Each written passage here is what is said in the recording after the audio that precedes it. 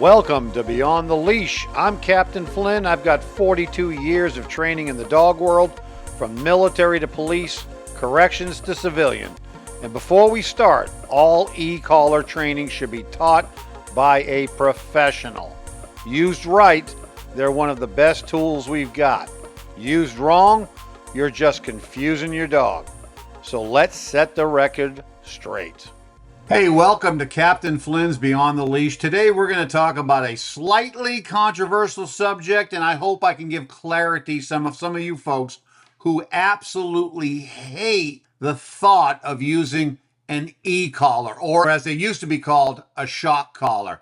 I'm going to tell you the truth today about the e-collar. It's communication. It is not cruelty, folks. Now look, let's be straight right away. I do not use the e-collar all that often, but it is a tool in the toolbox that I will use on occasion. But I don't shock dogs.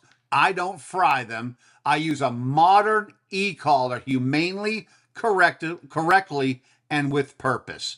I usually use the Garmin or the Dogtra. Both brands are very regulated, extremely reliable, and able to be used in a humane fashion.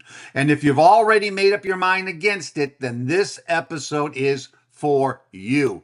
I'm going to show you in a very quick lesson that the e-collar is a viable, humane, and usable tool for you in your toolbox to use with your dog. The term shock collar has ruined the e-collar's reputation. People immediately picture electrocution, pain, and punishment. But modern e-collars, especially the Garmin and the Dogtra, both of which I recommend and use, are gentle, layered communication tools with your dog. They're used at levels that humans can't even feel, and I make sure each handler puts that collar on their palm and adjusts the dial to make sure that when it's put on the dog, it is not in an inhumane fashion. If you can stand it on your palm, the dog can stand it on their neck. It's not about pain, though. It's about pressure. It's just like a tap on the shoulder or a vibration in your pocket. It's there to get your attention. If they're used at humane levels like this, many dogs react before a person holding it even notices. Why do professionals use these? It's simple. In the military, police, corrections, and serious trainers, it's not because they're cruel. We're not cruel people. We love dogs. But it's because it provides clarity under pressure. Off-leash reliability in high-stakes environments demand precise, consistent signals. And that's what the e-collar does. It gives you reach and timing and consistency that your voice never can alone. You can yell "come" in a hurricane, but that dog's not coming. But an e-collar, it works in silence, and it works from hundreds of yards away. E-collars are layered on top of known commands. We never use the e-collar on a dog who doesn't already know the command that we're trying to nudge him into. And this is how we introduce it humanely. The dog already understands the cue. This is just a nudge to help him out.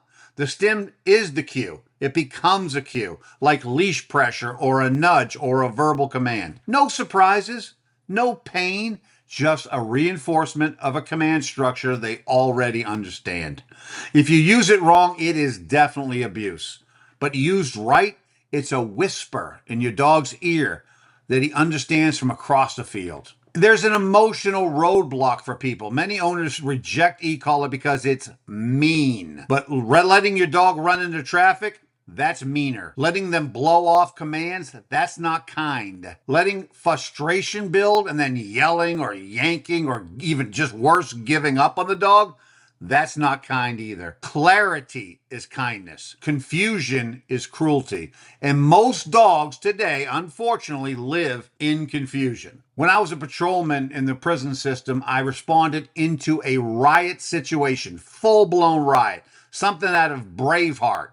All of the correctional officers were on one side of a huge exercise yard, and on the other side were all of the inmates refusing to lock in. They had weapons made out of weight plates and dumbbells, and they were ready for war. Myself and 6 other canine handlers responded into the facility. We formed ranks behind the correctional officers, and as we advanced, we used our e-collars to send our dogs out to their maximum level. You know, the entire situation was averted. Every single inmate locked in, handcuffed up and was escorted to their cells without any violence, because when they saw the precise and utter devastation coming their way with those patrol dogs, they did not want to test those waters. We brought peace and clarity to a situation through the use of the tools that we had available.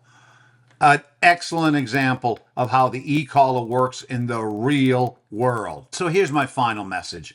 You can love your dog with your whole heart, and we all do, but that doesn't teach him to come when it counts. The e-collar isn't punishment, it's precision. It's how I talk to my dog across the field or in a riot or under pressure. And if you learn to use it right, it'll become the most humane training tool you have ever used. Hey, this has been Mark Flynn with Beyond the Leash, where real control isn't force, it's fair, firm, loving communication. Hey, if you liked the episode, go ahead and like, follow, and share, and we'll see you on the next episode of Beyond the Leash. Thanks for joining us. Thank you for joining us on Captain Flynn Beyond the Leash. The e-collar isn't about pain, folks. It's about timing, clarity, and freedom. Don't fear the tool, fear the ignorance behind it. This has been Beyond the Leash. Train smarter, lead better. Like, follow, and share, and we'll see you on the next episode of Beyond the Leash.